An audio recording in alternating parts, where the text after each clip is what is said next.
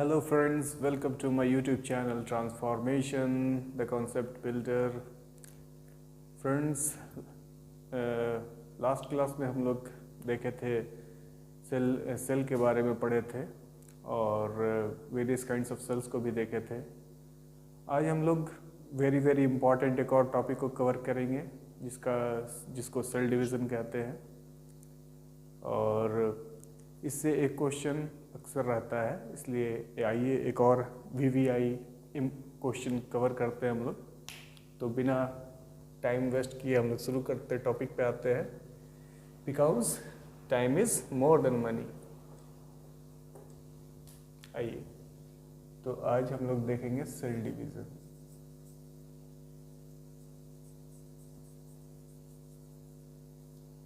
Cell division basically animal में दो तरह के होते हैं। एक को कहते हैं मिटोसिस और दूसरे को कहते हैं मियोसिस।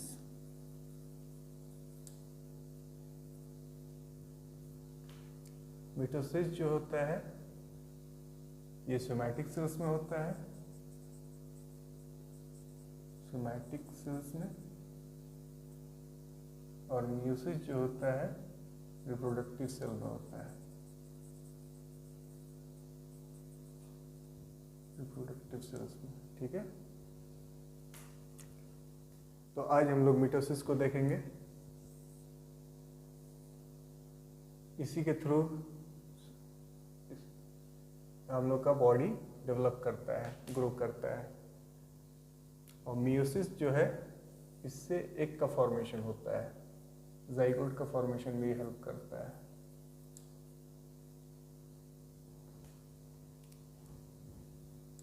जाइगोट नहीं, बेसिकली एग और स्पर्म के फॉर्मेशन के लिए में ये रिस्पॉन्सिबल होता है। तो और बॉडी के डेवलपमेंट में मिटोसिस का होता है। तो मिटोसिस जो होता है वो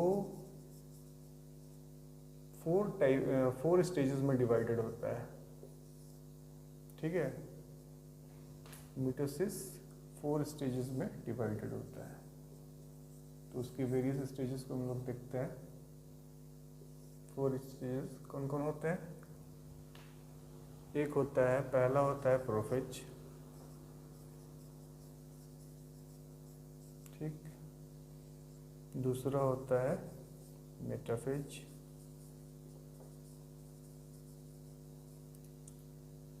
तीसरा होता है एनाफेज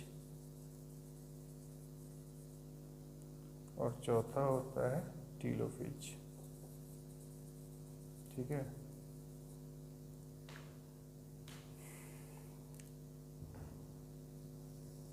प्रोफेज जो है सबसे लंबा फेज होता है। ठीक है, सबसे लॉन्गेस्ट फेज इस मिटोसिस के डिवीजन में जो प्रोफेज का फेज जो होता है वो सबसे लंबा होता है। इसमें जो है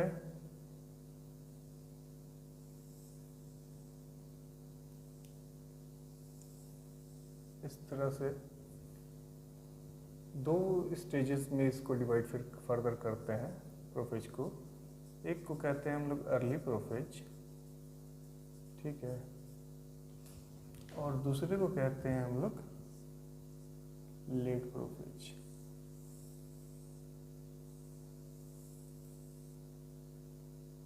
ठीक है,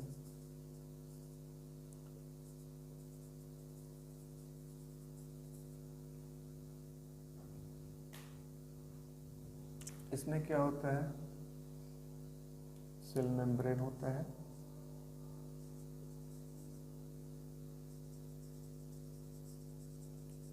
सेल मेम्ब्रेन यहाँ पे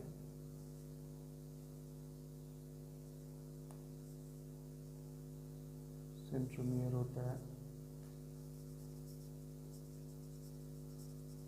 ठीक, यहाँ पे न्यूक्लियस होता है।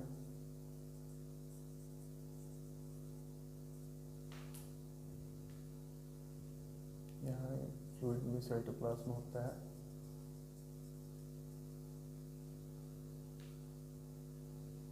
और फिर यहाँ पे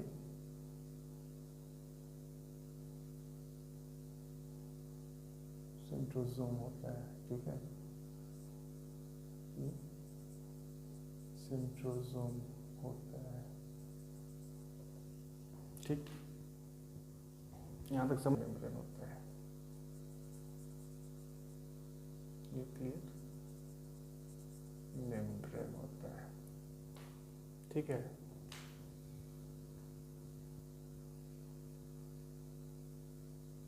और लेट प्रोफेज में जो है क्रोमोसोम अपीयर होता है थोड़ा प्रोमिनेंट फॉर्म में, इस तरीके से ये बन जाता है, ठीक है, थोड़ा थिक और थोड़ा लॉन्ग हो जाता है, दिखना लगता है, मतलब कि इस फेज में क्रोमोसोम उतना विजिबल नहीं होता है, coiled like thin thread like structure होता है, लेकिन इसमें क्रोमोसोम विजिबल होता है, इसमें ये थ्रेड लाइक स्ट्रक्चर होता है और इसमें प्रोमिनेंटली क्रोमोसोम का फॉर्म लेता है, ठीक। उसके बाद न्यूक्लियस जो था वो यहाँ पर डिसअपियर हो जाता है और न्यूक्लियर मेम्ब्रेन भी इस तरह से डिसअपियर होने लगता है, ठीक है, न्यूक्लियर मेम्ब्रेन डिसअपियर्स हो जाता है, न्यूक्लियर मेम्ब्रेन डिसअपियर्स, ठीक। उसके बाद यहाँ सेंट्रियोल भी डिवाइड होने लगता है दो में, इस तरीके से सेंट्रियोल्स जो है डिवाइड्स,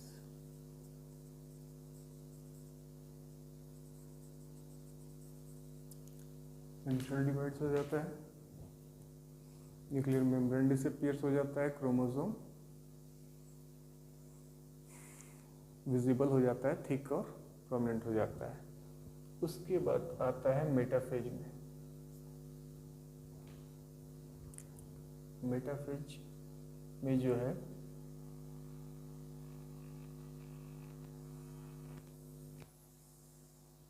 ये जो सेंट्रोमियर्स जो यहाँ हुआ था स्प्लिट, वो दोनों पोल पे आके मूव करते करते एक इस पोल पे आ जाता है, एक इस पोल पे आ जाता है, ठीक है। और क्योंकि न्यूक्लियर मेम्ब्रेन पूरी तरह डिसअपीयर हो जाता है लेट प्रोफेज में ही ऑलमोस्ट, और यहाँ पे जो है ये दोनों स्पिंडल फाइबर का फॉर्मेशन करता है, ठीक है, इस तरीके से स्पिंडल फाइबर का फॉर्मेशन करता है, स्पिंडल फाइबर, ठीक। और जो क्रोमोसोम था, यहाँ क्रोमोसोम जो है सिस्टर क्रोमैटिड्स में इस तरीके से बन जाता है, क्रोमोसोम जो है सिस्टर क्रोमैटिड्स को फॉर्म करता है, ये सिस्टर क्रोमैटिड्स बन जाता है स्प्लिट करके, ठीक है। ये जो क्रोमोसोम था ये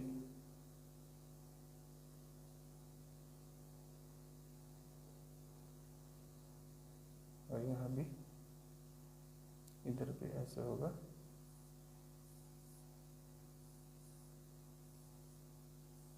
इस तरह से ये भी फॉर्म करेगा। जो ये था ना सिंगल था, ये डिवाइड होके दो दो में बढ़ जाता है, ठीक है, और इसी को सिस्टर क्रोमैटिड्स कहते हैं। और ये इक्वेटर पे आके बीचों बीच मेटाफेज में वो हो जाता है, अरेंज हो जाता है। मेटा का मतलब ही होता है मिडिल, तो मिडिल ऑफ द सेल के इक्वेटोरियल प्लेन में ये अरेंज हो जाता है, ठीक है। और क्रोमोसोम का सबसे छोटा और सबसे मोटा इस फेज में होता है, और सबसे शॉर्टेस्ट फेज होता है मेटाफेज, और क्रोमोसोम का साइज जो है सबसे नाटा मोटा इसी में हो जाता है, मोटा नाटा, नाटा मोटा जिसको बोलते हैं ना, तो उसको नाटा मोटा इसी में हो जाता है बस। उसके बाद क्या और शॉर्टेज में इतना ही कुछ होता है। फिर आता है एनाफेज में। एनाफेज इधर बता देता हूँ, एनाफेज का इधर यहाँ पर देख लीजिए, ये हो गया अब एनाफेज। लेकिन एनाफेज भी 2 पार्ट में डिवाइड होता है, तो फिगर में दिख जाएगा एनाफेज, अर्ली एनाफेज। यहाँ देखिए अर्ली एनाफेज में होता है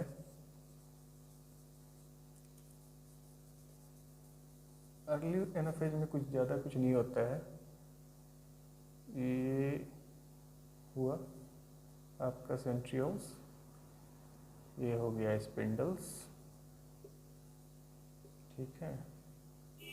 और यहाँ जो सिस्टर क्रोमैटिड्स फॉर्म किया था इक्वेटर पे, यहाँ पे यही बीच से यहाँ से स्प्लिट कर जाता है, ठीक है। इसमें अर्ली एनाफेज में यहाँ स्प्लिट करके वो इस तरीके से और इस तरीके से, ठीक है।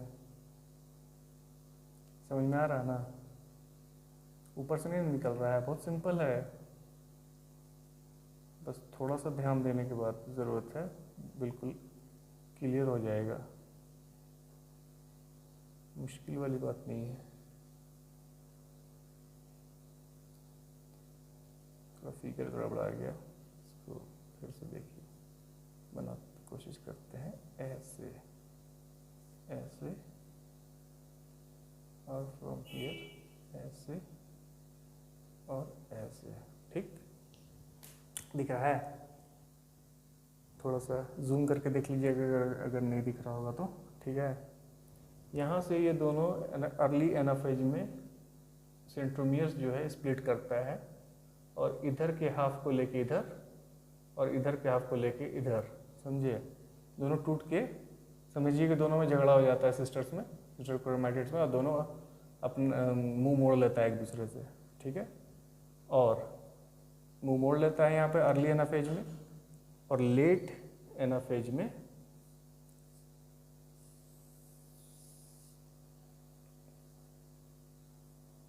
ये हुआ सेंट्रियोल्स,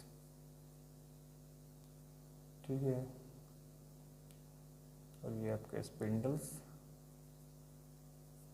तो स्पिंडल्स के अलोंग ये मूव करना शुरू करता है, क्योंकि झगड़ा हो गया दोनों में, मुंह मोड़ लिया, मुंह मोड़ के फिर ये लोग मूव करते करते इधर आ जाता है, गुस्सा होके झगड़ा करके इधर आ गया दोनों,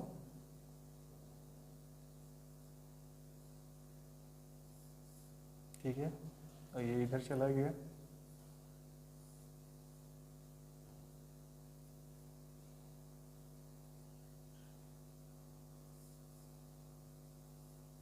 ठीक है। तो एनाफेज, ये लेट एनाफेज हो गया, लेट एनाफेज, ठीक है। लेट एनाफेज में यही होता है कि ये जो स्प्लिट किया था और टूटा था सिस्टर क्रोमैटिड्स, वो दोनों मूव करके अपोजिट पोल्स पे पहुंच जाता है लेट एनाफेज में, और सेल डिवीज़न के लिए फाइनली डॉटर सेल बनाने के लिए तैयार हो जाता है। डॉटर सेल्स बनाने के लिए ऑलमोस्ट तैयार हो जाता है। तो इस तरीके से सेल्स जो है अपना वो कर लेता है, और यहाँ पे टीलोफेज में जो है न्यूक्लियर मेम्ब्रेन जो डिसअपियर हुआ था लेट प्रोफेज में, वो अपीयर हो जाता है, और क्रोमोसोम पहले की तरह वैसे ही कॉइल्ड स्ट्रक्चर में फॉर्म हो जाता है, और न्यूक्लियस रीअपियर हो जाता है, और सेंट्रोसोम एक यहाँ इधर हो जाता है, और दूसरा क्योंकि दोनों इधर मूव कर दिया था तो ये दोनों मिलके इधर बना लिया, और ये दोनों मिलके इधर बना लिया, इधर भी न्यूक्लियर मेम्ब्रेन रीअपीयर हो जाता है और एक क्रोमोसोम और दूसरा क्रोमोसोम भी सही फिर थ्रेड लाइक स्ट्रक्चर फॉर्म कर लेता है। और यहाँ पे जो डिप्रेशन आप देख रहे होंगे दोनों में, इसको कहते हैं साइटोकाइनेसिस, इसको सेल कंस्ट्रक्शन भी कहते हैं। जो सेल मेम्ब्रेन जो धंसता है ना, उसी को सेल कंस्ट्रक्शन कहते हैं और साइटोकाइनेसिस का प्रोसेस यही होता है, इसको साइटोकाइनेसिस भी बोलते हैं। ठीक है, तो टीलोफेज में यही होता है कि उसको, इसीलिए टीलोफेज को हम लोग प्रोफेज में जो लेट प्रोफेज में हुआ था यहाँ रीअपीयर हो जाता है और इधर भी सेंट्रियोल बनता है। और उसके बाद टीलोफेज के बाद इधर दिखेगा आपको, टीलोफेज के बाद ये जो है इधर दिखाता हूँ,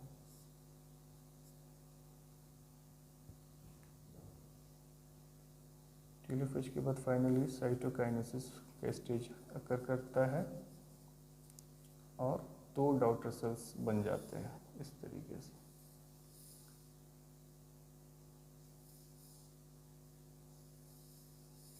दिख रहा है ना आप लोग को कि नहीं दिख रहा है? इधर बना दे,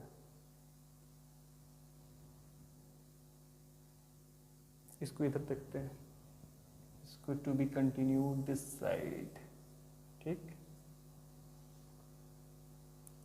फाइनली 2 डॉटर सेल बन जाता है इस तरीके से। ठीक,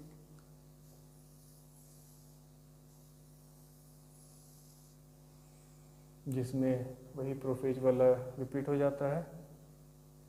यहाँ पर सेंट्रोसोम, यहाँ पे जैसे था जहाँ से शुरू किए थे इस तरह से थ्रेड लाइक स्ट्रक्चर बन जाता है, सेंट्रोमियर आ जाता है, साइटोप्लाज्म आ जाता है, न्यूक्लियर मेम्ब्रेन, जैसा कि मतलब पेरेंट सेल था उसी तरह का 2 डॉटर सेल तैयार हो जाता है।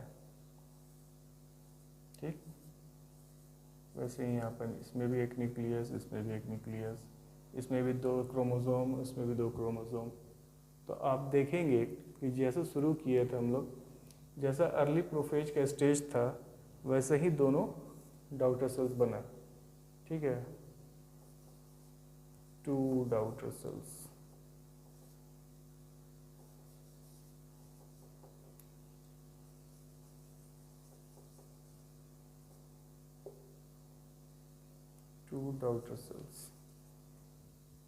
ठीक है,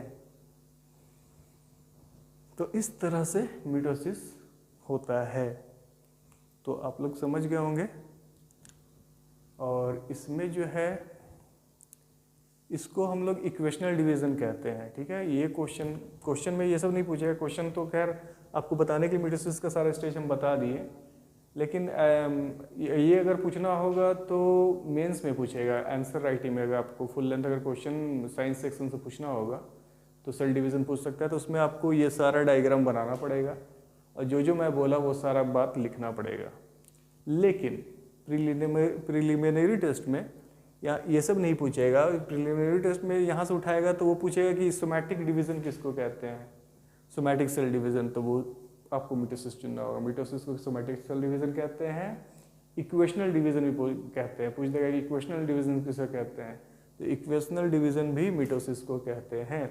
उसका वजह ये है कि जितना क्रोमोसोम जो पेरेंट था, पेरेंट यही था ना, यहाँ से शुरू किए थे हम लोग, वही बढ़ते बढ़ते बढ़ते आपको फिर मेटाफेज में डिवाइड हुआ, उसमें उसके बाद फिर इस पे एनाफेज में स्प्लिट किया, फिर लेट एनाफेज में दोनों पोल्स पे जा गया और फिर टेलोफेज में जाके दोनों 2 कॉर्नर पे 2 पोल्स पे अलग अलग सेपरेटली अलग अलग डॉटर सेल्स बना लिया। ठीक है, तो शुरू तो यहीं से हुआ था ना, पेरेंट तो यही था। तो देख लीजिए पेरेंट को और डॉटर को दोनों में एकदम इक्वल है, दोनों डॉटर उसके जैसे बिल्कुल पेरेंट के जैसा है। यहाँ एक पेरेंट था ये, लेकिन ये सेम अपने जैसा ही बनाया। यहाँ दोनों 2 क्रोमोसोम इसमें भी, 2 क्रोमोसोम ये दोनों में भी, न्यूक्लियस इसमें, न्यूक्लियस इसमें, सेंट्रोसोम इसमें, सेंट्रोसोम इसमें, न्यूक्लियर मेम्ब्रेन इसमें, न्यूक्लियर मेम्ब्रेन इसमें, सेल मेम्ब्रेन इसमें, सेल मेम्ब्रेन इसमें।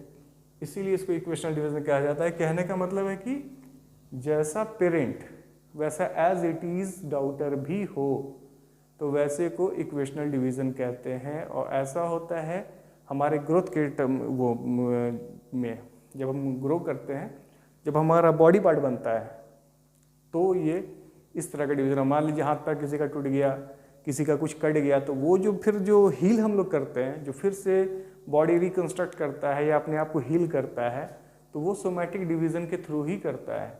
मिटोसिस वहाँ पे होता है जब भी कोई जख्म भरता है या कटा हुआ, या किसी का कुछ फट गया, सर फट गया, या कुछ भी कट छिल गया या टूट फूट गया, तो जो हमारे बॉडी का वो मतलब कि हीलिंग होता है, वो उसमें मिटोसिस के चलते होता है। फिर जो जब बच्चा पैदा हो जाता है, या फिर जब जाइगोट का फॉर्मेशन हो जाता है, उसके बाद से जितना भी डिवीज़न होता है, और जैसे जैसे मतलब कि माँ के कोख से बच्चे का जो फॉर्मेशन होने के बाद, एक के फॉर्मेशन के बाद से जो डिवीज़न शुरू होता है, उसके अंदर बच्चे का बनने का, फिर बच्चा से फिर पैदा होकर फिर बच्चे से बड़ा होने का, जो बड़ा होता है बच्चा से बड़ा जवान, तो वो और साइज़ में जो उसका ग्रोथ होता है, वो सारा मिटोसिस के चलते ही होता है। उसमें सारा मिटोसिस सेल डिवीज़न ही अकर करता है। उसके साइज़ में जितना भी ग्रोथ होता है, वो सेल डिवीज़न मिटोसिस के चलते होता है। तो ये सब क्वेश्चन आपको इम्प्लाइड फॉर्म में पूछ सकता है। लेकिन मियोसिस जो है उसको रिडक्शनल डिवीज़न कहते हैं, क्योंकि उसमें वो सिर्फ एग और स्पर्म के फॉर्मेशन में काम आता है। तो उसको हम लोग नेक्स्ट क्लास में समझेंगे। तो इसको आप लोग याद रखिएगा कि मिटोसिस सोमैटिक सेल्स में होता है, सोमैटिक डिवीज़न भी कहते हैं इसको, और इसको जो है इक्वेशनल डिवीज़न कहते हैं, क्योंकि रीज़न आपको बता दिए, आप समझ गए होंगे उम्मीद करते हैं। और इसमें क्या जो है, इसमें मिटोसिस को एक और रीज़न है कि ये तो पता होगा ना आप लोग को कि ह्यूमन सेल्स जो है, ह्यूमन सेल्स में क्रोमोसोम्स कितना होता है, ये भी क्वेश्चन आता है। 23 पेयर्स ऑफ क्रोमोसोम होता है, ठीक है, ह्यूमंस में। ह्यूमंस में जो 23 पेयर्स ऑफ क्रोमोसोम होता है, ठीक। या फिर टोटल अगर नंबर पूछेगा तो 46 क्रोमोसोम, ठीक। ये भी क्वेश्चन पूछता है, अगर प्री में पूछने का तो ये भी बहुत बार पूछ देता है कि कितना क्रोमोसोम नंबर ह्यूमंस में कितना होता है। तो अगर टोटल क्रोमोसोम नंबर, सिर्फ क्रोमोसोम नंबर पूछेगा तो ये आप लोग चुनिएगा 46, ठीक है। और अगर पेयर वर्ड लगा देगा, इसलिए क्वेश्चन को ध्यान से पढ़िएगा, अगर पेयर वर्ड लगा देगा कितना पेयर ऑफ क्रोमोसोम है, तो फिर आप लोग 23 चुनिएगा, ठीक है। और ऑप्शन में दोनों रहेगा, दोनों ही टाइप के क्वेश्चन में, इसीलिए आप लोग ध्यान से देखिएगा कि पेयर पूछ रहा है या फिर टोटल नंबर सिर्फ पूछ रहा है। अगर टोटल नंबर ऑफ क्रोमोसोम्स पूछेगा तो 46, और अगर pair of chromosome number humans में पूछेगा तो 23, ठीक है। इसलिए क्वेश्चन पर ध्यान दीजिएगा, इस तरह का इसमें क्वेश्चन बनेगा। और बाकी तो अगर बताएगा, फुल लेंथ क्वेश्चन अगर आपको मेंस में पूछेगा तो फिर सारा लिखना पड़ेगा आपको, पूरा फिगर बना के अच्छे से साफ साफ लेवलिंग करके, और उसको पूरा डिफाइन करना पड़ेगा, ठीक है। तो उम्मीद करते हैं समझ गए होंगे आप लोग अच्छे से। कोई डाउट तो क्लियर होगा नहीं, अगर कुछ कहीं डाउट आपको लग रहा होगा तो वीडियो को दोबारा देख लीजिएगा, नहीं तो तीसरी बार देख लीजिएगा, क्लियर हो जाएगा। और ध्यान से देखिएगा, समझ में आ जाएगा, कोई बड़ी चीज़ नहीं है इसको। और अगले क्लास में हम लोग मियोसिस को देखेंगे, जो कि स्पर्म और एग के फॉर्मेशन में के लिए रिस्पॉन्सिबल होता है। तो आज के लिए फ़िलहाल इतना ही, मिलते हैं हम लोग नेक्स्ट क्लास में। तब तक के लिए खुश रहिए, हंसते रहिए और अपना ध्यान रखिए। Thank you.